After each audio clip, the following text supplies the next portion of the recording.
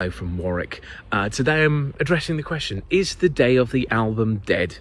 It's something which I get asked all the time, particularly in the digital streaming era. And I think the thing is, when you are online, you are just going to consume one single after another, and probably not by the same artist either. So that question has really changed over the years.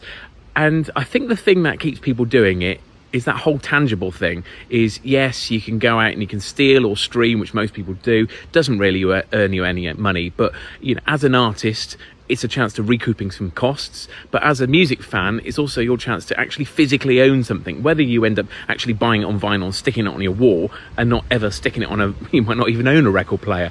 But that's the thing, is lots of people nowadays have changed the reason why they're recording albums.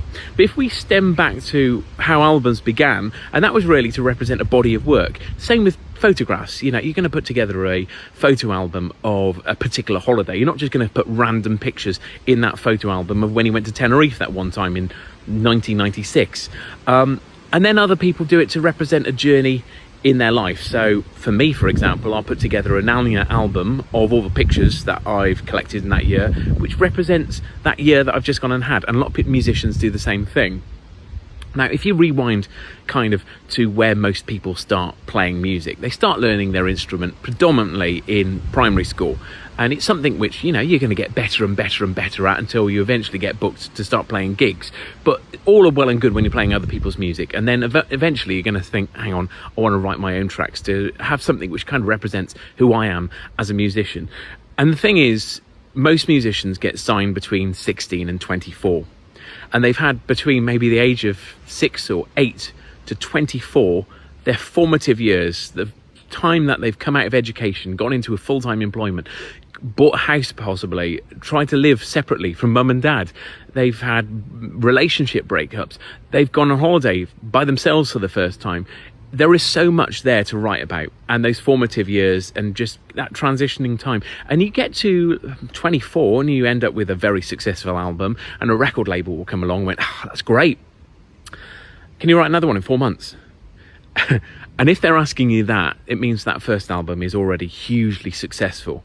And because it is a success, they want you to go out and promote it and tour it, and they want you to play everywhere. You want you to do loads of interviews. And actually what they might end up doing is going, what we're going to do is we'll book a studio for you for 2 weeks. And during those 2 weeks, you can go into a studio and you can write the next album. Hang on a minute, it took me near enough 20 years to write that first album.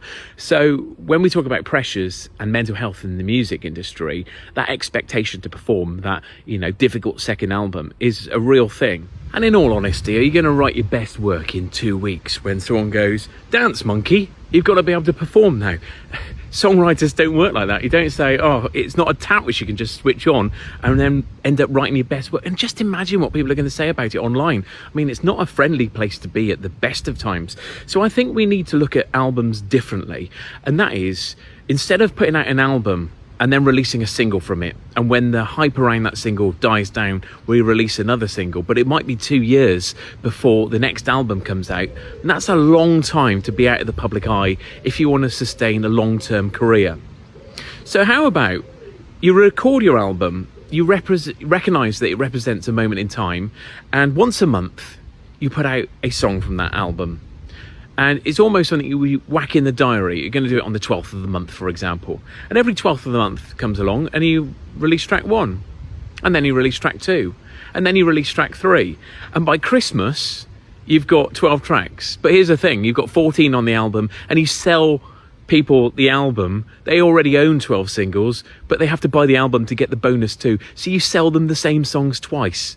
And I think, that also allows you to get to Christmas without the pressure of having to write that next album. And if by Christmas you've already written another 12 songs or 14, or you may have written only 6, or you may have written 36, it gives you a perfect chance to be in a place next year to write songs that you're proud of, songs that you're happy to have played everywhere, and also, more importantly, songs that haven't impacted your mental health because somebody's been beating you with a stick saying you must write something in an unrealistic time frame.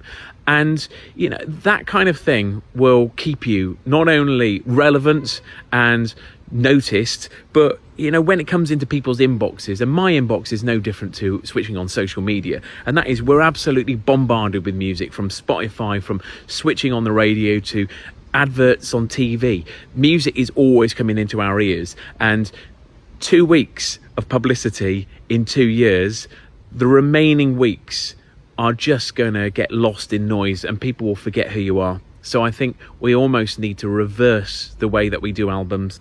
So is the day of the album dead? No, but I think that the way that we do it is.